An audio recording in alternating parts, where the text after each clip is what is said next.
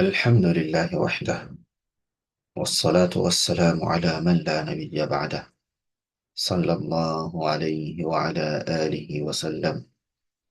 أما بعد، فاللهم لا علم لنا إلا ما علمتنا، إنك أنت العليم الحكيم.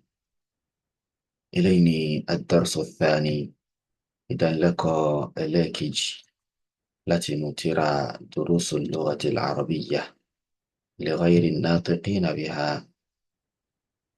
أقاكني ترى èyí a fi ń kọ́ nípa èdè Lárúbáwá fún àwọn tí wọ́n ń ṣe elédè Lárúbáwá.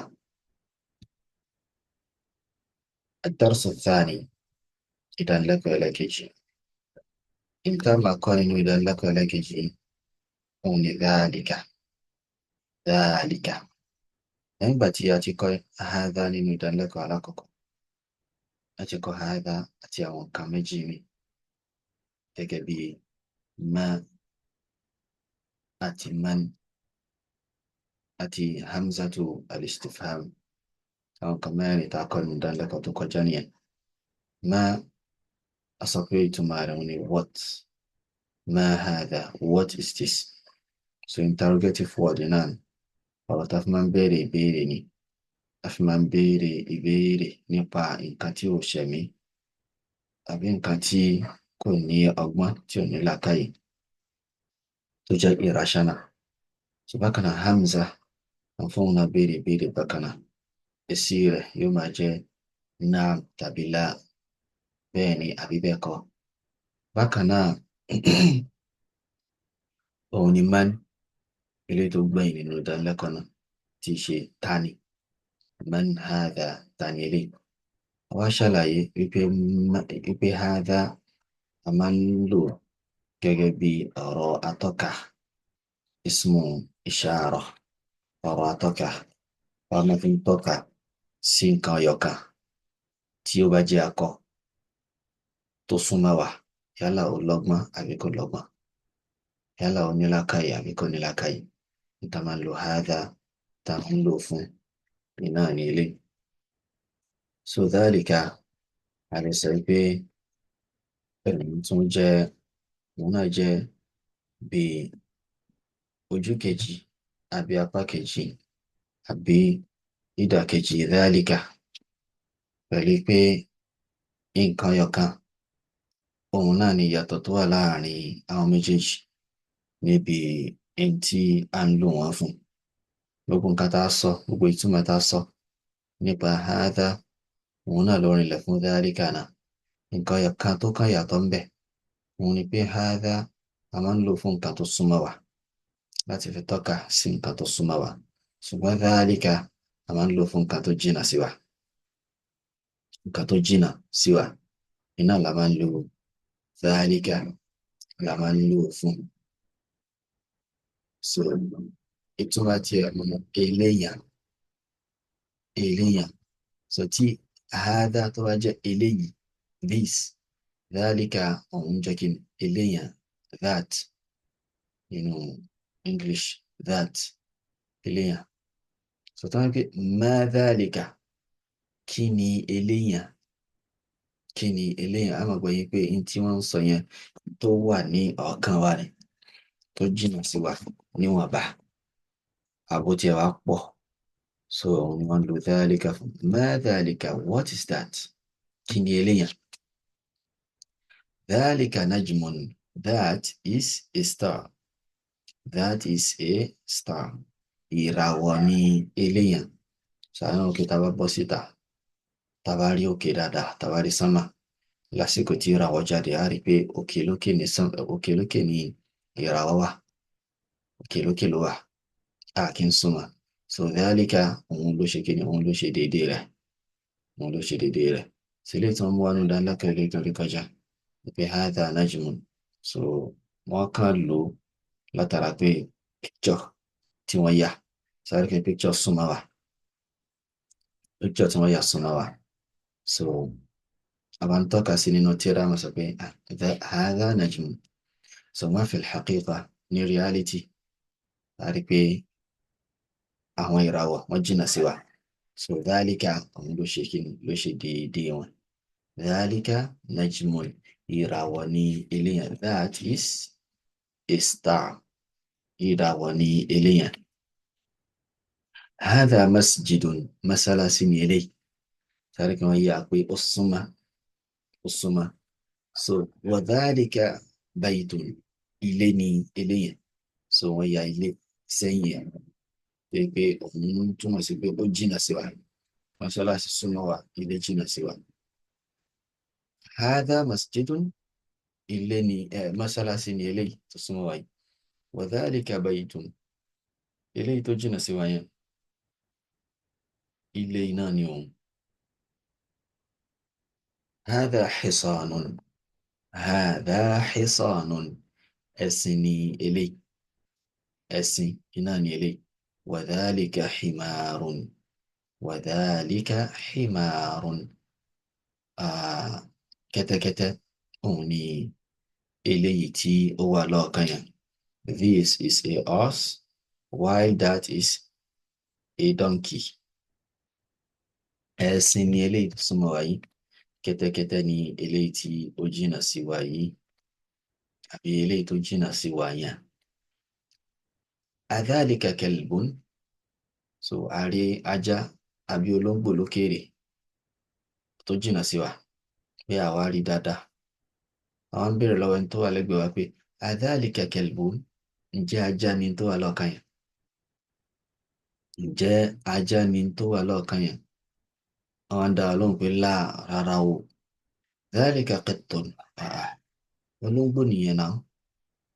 Dhalika qittun, olóńgbò ni eléyàn.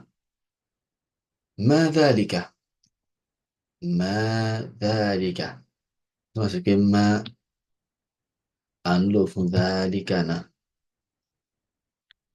Gbogbo àwọn kan tá a lò tí wọ́n lò fún hadha, gbogbo ẹ̀ náà ni kíni, gbogbo ẹ̀ náà ni wọ́n lò fún dhalika náà. Ma dhalika, ma dhalika, what is that? Kí ni eléyàn tó wà lọ́ọ̀kan yẹn? So ká máa tábà ń tu náà, ká máa mọ̀ nínú ìtumọ̀ tá à ń fún pé ìtumọ̀ yẹn kò máa dàpọ̀ pẹ̀lú ti hadha. Àní sọ pé ma dhalika ká sọ pé kí ni eléyìí, rárá. Kí ni eléyàn? Iná ni what is that? Kí ni eléyàn tó wà lọ́ọ̀kan yẹn? Dhalika sarirun, ibùsùn ni eléyàn, bed ni eléyàn. That is a bed.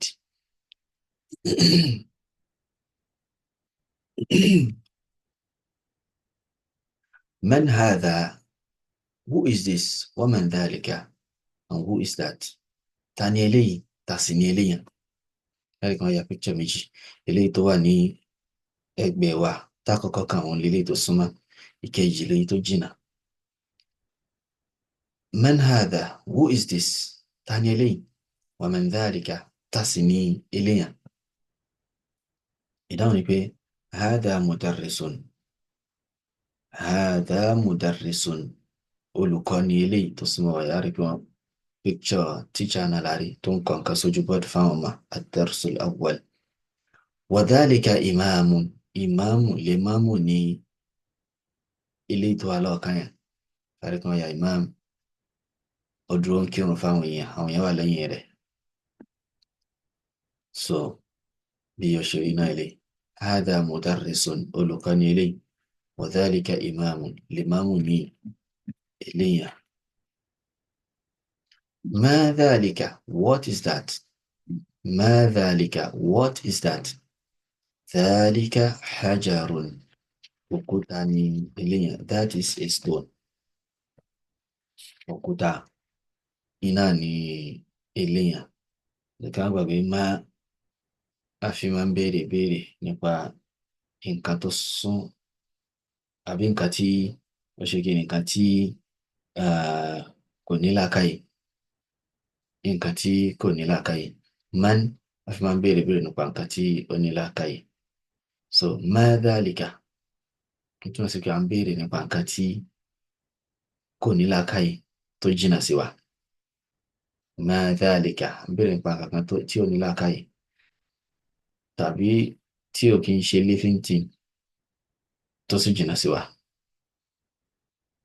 Dhalika hajarun, that is a stone. Ṣùgbọ́n man dhalika, man àfi máa ń béèrè béèrè nípa nǹkan tí tó wà rational, tó gbọ́n, tó ní àbí tó ní làákàyè. So man dhalika àfi ń béèrè béèrè nípa nǹkan tó ní làákàyè tó sì jìnnà sí wa. Kí a bá ṣe rí bí man hadha wa man dhalika. Eléyìí tí orí kọjá nípa mudarris àti imam. So lẹ́yìn náà hadha sukkarun. Hadha sukkarun. Ṣúgà ní eléyìí. Ṣúgà ní eléyìí. This is a sugar. Wa dhalika labanun. While that is a milk. So mílìkì ní eléyìí wà níwájú lọ́hùn yẹn. Mílìkì òun ni eléyìí bí ó ṣe rí náà ni. تمارين exercise.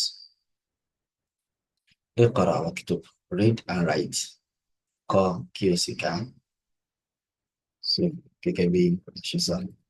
Read and write. Yóò ní kà. Aláàkà fúnra wa lásìkò. Al-kalimatul jadida. Àwọn ọ̀rọ̀ tuntun.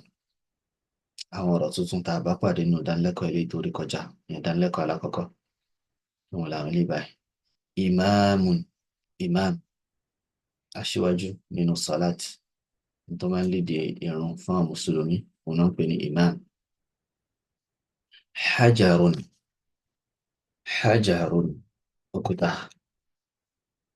Hajarun. Stone.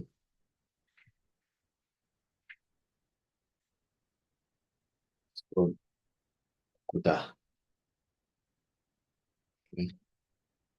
Imam.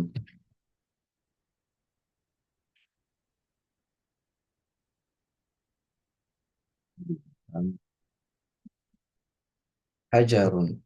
Òkúta.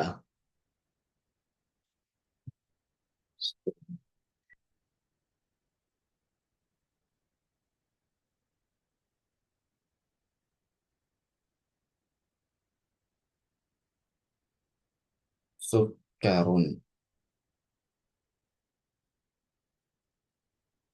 Sugar. Sukkarun. Sugar. Labanun. Milk.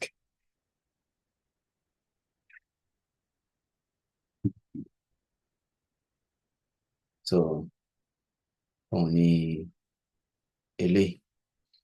Àwọn new vocabularies iná ní eléyìí báyìí.